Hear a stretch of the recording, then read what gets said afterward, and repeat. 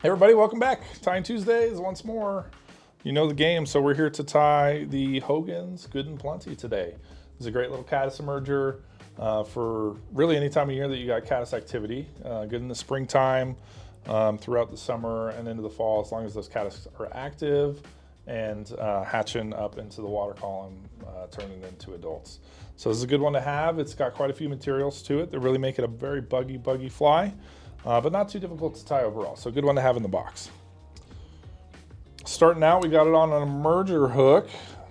Traditionally, it's tied on, I believe, the 2487 scud style hook, which is a down eye. I do like the up eye for this emerger pattern, just for fishability of it overall, kind of that movement that you get out of it. Caters nicely to this pattern. And then we got a bead on there. It's just a brass bead. Whenever I'm adding a bead to one of my emerger patterns, I tend to use brass instead of tungsten because you want a little bit of weight, but you don't want so much weight that it's dipping down too fast. A lot of times you want these to rise up in the column if you can get them to do that and behave just a little bit differently. So I like a lighter bead on my emergers. And then we're using the good old UTC 70 in olive on this fly today. That'll match nicely to the finishing collar that we have on there. So we went ahead and dressed our hook, got a nice even thread base there, and we're going to lay down our dubbing. So this is the main portion of our body. I'm using some of the Simi-Seal. It's a good seal substitute, seal first substitute dubbing. Newly added to AvidMax within the last few months is all the Semperfli stuff, and this is one of my favorite materials from them. Definitely a very buggy material, super good on leeches and other things like that, but also makes for a nice body on your nymphs as well. And I use a little bit of wax just to help tighten up the noodle a little bit so that we can get some nice clean wraps down there. And we're just going to lay that down and work on forward. Going to leave ourselves quite a bit of room on this fly towards the front because we're going to sneak a good bit of materials in on it. I'm not sure if that's why this is named the Good and Plenty, but that would be my guess, is because it's got a lot of really good materials incorporated into it. And as we're doing this noodle, we're just going to taper it up a little bit, make a nice juicy pupating caddis here. Something that the fish are really going to want to touch and taste. Clip out some of those longer stray fibers. And then we're going to tie in our next material. And you can take some liberties with this material as far as how much you use and what colors you use and whatnot. It's a Krystal Flash. I should mention before I move on that this bug is actually tied in with the tail commercially and the original pattern, I believe. I omit it just because a lot of times, for some reason, I just don't like tails on my caddis or my midges.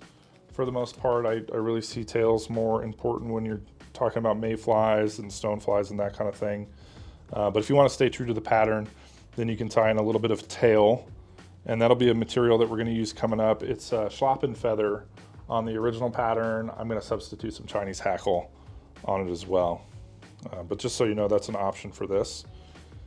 Back to the flash that we're working with here. I'm going to use some Krystal Flash as the wing on this, kind of the emerging wing.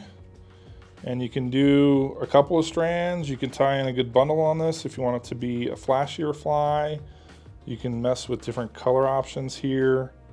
If you were tying a tan caddis, maybe you do a different color than the pearl, but the pearl is definitely a good go-to material for the wing of this pattern. So we'll secure that in place. I did about 3 strands, and then I folded and doubled it over just to give it a pretty decent little flashy wing there. Now I'm going to work on the transition to this fly before I move forward, because there's a couple of materials that we're going to palmer in, and I just want to make a nice even working base, as even as I can. Got a little bit of a bump from that flash, so we're just going to taper that forward a bit.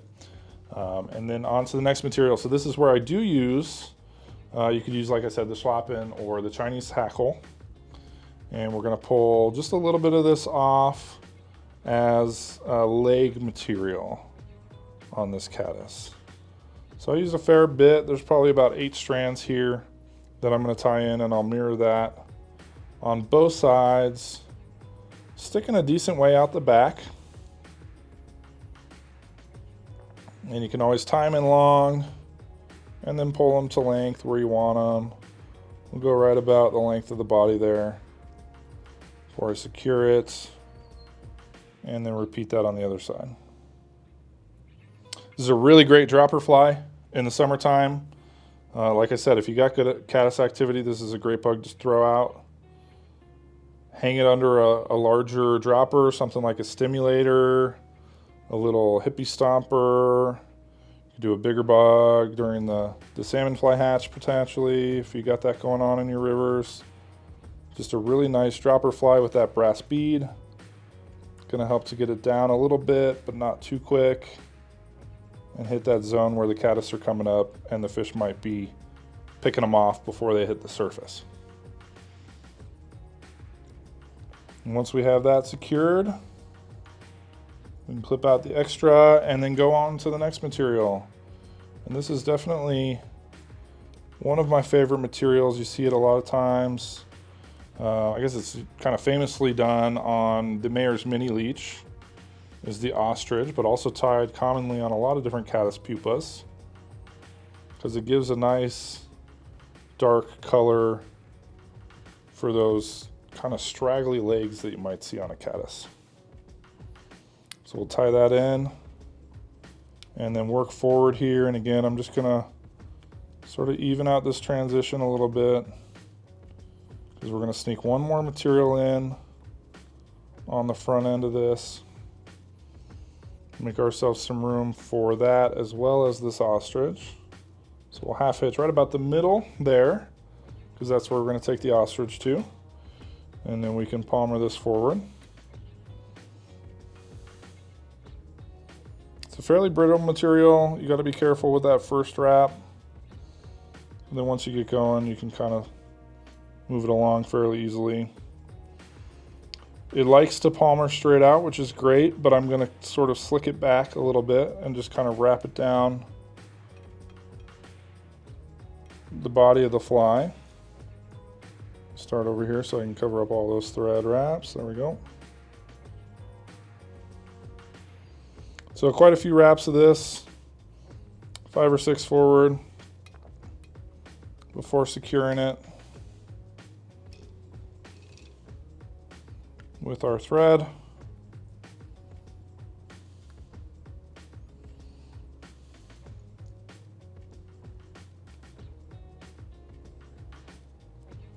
Like so, and then like I said, just kind of grease it back a little bit, wrap over top of it, gives it a really buggy look. And the next material is going to help lay it down also, which is a solid finishing material, of course, the good old Peacock Herl. Tie a fly with Peacock Herl, you will catch fish with it. It's just kind of the way that it goes. It's got that shimmer, it's got that feel to it. Another one of the greats. So the Good and Plenty definitely has all the right stuff to make a great fly. And I like a couple of strands on this. We are doing a size, what is this, a 14 today. And you can range it depending on the bugs that you're seeing, up a little bit or down quite a bit as well. Like that 12 to 18 range. So we'll lay down our peacock sort of right in the front of that ostrich, and then a couple of wraps forward right behind the bead.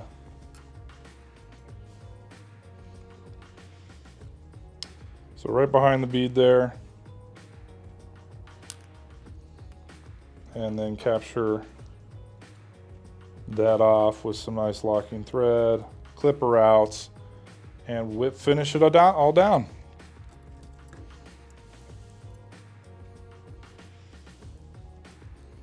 Really cool little caddis pupa, caddis emerger. Summertime, when the caddis are popping off, the fish definitely key into them in the life stage that makes the most sense, most opportune, and a lot of times that is the emerging caddis. Some of the best days I've had fishing are on a caddis emerger pattern. Even when they're flying around and you see bugs all over the place, sometimes you might even see them coming up for what looks like the dry fly, but they're not taking the dry fly. They may just be slurping these right below the surface and sort of porpoising on them. So you can hang this just under the surface, deeper in the column if need be, but it's a really great pattern for turning some heads and capitalizing on those great caddis hatches that we see. So the Hogan's good and plenty. Definitely a great fly to have in the box ready to go. Thanks for watching. If you liked the video, give it a thumbs up, share it with your friends, and check out avidmax.com for all the time materials there. Thanks.